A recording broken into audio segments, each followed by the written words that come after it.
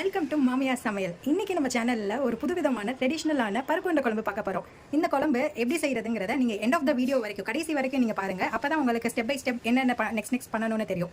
வீடியோக்குள்ள இப்ப போயிடலாம். தேவையான இன்கிரீடியன்ஸ் பாத்தீங்கன்னா கடலைப்பருப்பு நாங்க 2 மணி நேரம் 200 கிராம் எடுத்து ஊற வச்சிருக்கோம். இப்போ ஊர்ன கடலைப்பருப்பை நம்ம ஒரு மிக்ஸி ஜாருக்கு மாத்தி அதுக்கு தேவையான இன்கிரீடியன்ஸோட நம்ம இப்ப அரைக்க போறோம். நான் இப்போ மிக்ஸி ஜாருக்கு நாங்க மாத்துறோம். இந்த கடலைப்பருப்போட நம்ம ஒரு 4 வரமிளகாய் போட்டு அரைக்க போறோம். ஒரு சின்ன ஃபுல் சைஸ் பூண்டு, சோம்பு 1 ஸ்பூன், சீரகம் 1/2 ஸ்பூன், பெருங்காயம் 1/4 ஸ்பூன் எல்லாத்தையும் போட்டு இப்போ நல்லா கொரன்னு அரைக்க போகிறோம். இந்த அளவுக்கு அரைச்சிக்கணும். அரைச்சி வச்சிருக்கிறத நம்ம ஒரு பாத்திரத்தில் எடுத்து வச்சுக்கலாம். இப்போ வடக்கி அரைச்சி வச்சிருக்க மிக்ஸோட நம்ம குட்டி வெங்காயம் ஒரு 20 வெங்காயம் நறுக்கி போடுறோம். கொஞ்சோண்டு கருவேப்பிலை, ஒரு பச்சை மிளகாய், தேவையான அளவு உப்பு எடுத்துக்கிறோம். எல்லாத்தையும் போட்டு இப்போ நல்லா மிக்ஸ் பண்ண போகிறோம். நாங்கள் அதை பிளேட்டில் போட்டு அப்படியே நல்லா மிக்ஸ் பண்ணுறோம்.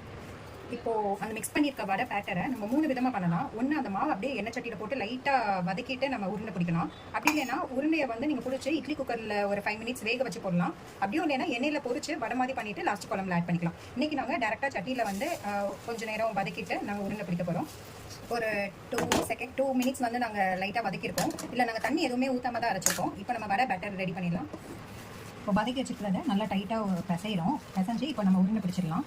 இப்போ நம்மளோட பருப்புண்டைக்கு தேவையான ஸ்பெஷல் உருண்டைகள் ரெடி ஆகிடுச்சு. இப்போ நம்ம குழம்பு வைக்கிறதுக்கு ஸ்டார்ட் பண்ணிடலாம். இதுக்கு ஒரு மிக்சர் ஜாரில் 1/2 மூடி தேங்காய் எடுத்துக்கோங்க, 1/2 ஸ்பூன் சீரகம், ஒரு 3 சின்ன வெங்காயம், கொஞ்சோண்டு கருவேப்பிலை, இதெல்லாமே போட்டு அரைச்சி வச்சுக்கலாம். மீன்வைல் நாங்கள் வந்து ஒரு கிணத்துல புளி கரைச்சி வச்சுருக்கோம். இப்போ குழம்புக்கு நம்ம டேரெக்டாக தாளிக்க போகிறோம். கொஞ்சோண்டு கடாயில் எண்ணெய் ஊற்றிக்கோங்க. எண்ணெய் சூடானோன்னு ஒரு 1/2 ஸ்பூன் கடுகு உளுந்து போட்டுக்கோங்க. ஒரு 5 சின்ன வெங்காயம் கட் பண்ணி அதோட ஆட் பண்ணிக்கோங்க. தேவையான அளவு கருவேப்பிலை போட்டுக்கோங்க. இப்போ வெங்காயம் நல்லா ஃப்ரை ஆகிடுச்சு. இதோட நம்ம ஒரு தக்காளி ஆட் பண்ணிக்கிறோம்.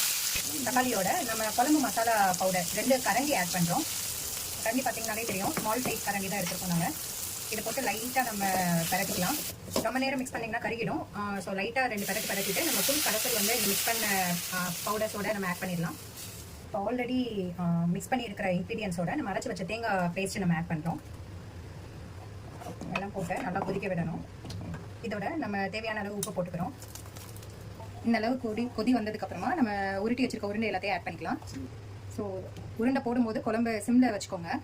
நம்ம எல்லா உருண்டையுமே இந்த குழம்பு மிக்சரோட ஆட் பண்ணிட்டோம். இது அப்படியே கொஞ்சம் நல்லா கொதி வரட்டும். இப்போ நான் மீடியம் ஃப்ளேமில் வச்சுருக்கேன். இதை நம்ம மூடி போட்டு ஒரு 2-3 மினிட்ஸ் கொதிக்கட்டும். நல்லா குழம்பு கொதிச்சு வருது. இதுதான் ஃபைனல் ஸ்டேஜ். நீங்களும் இந்த சுவையான பருப்பு இந்த குழம்பு வீட்டில் ட்ரை பண்ணுங்க. இந்த வீடியோ பிடிச்சிருந்தா லைக் பண்ணுங்க, உங்க ஃப்ரெண்ட்ஸ் குடும்பத்தினர் எல்லாத்துக்குமே ஷேர் பண்ணுங்க. எங்க சேனலை சப்ஸ்கிரைப் பண்ணி என்கரேஜ் பண்ணுங்க. தேங்க்யூ.